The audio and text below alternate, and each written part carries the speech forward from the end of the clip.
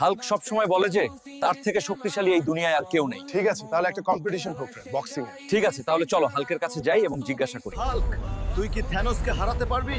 সাহস আছে কি? ঠিক আছে, হোক কম্পিটিশন। আজকে এই রিংয়ে হাল্ক হারবে।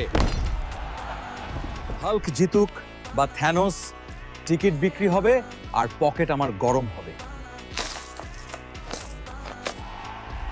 বন্ধুরা, আজকের এই রিংয়ে হবে সবথেকে বড় কম্পিটিশন। Hulk, Thanos.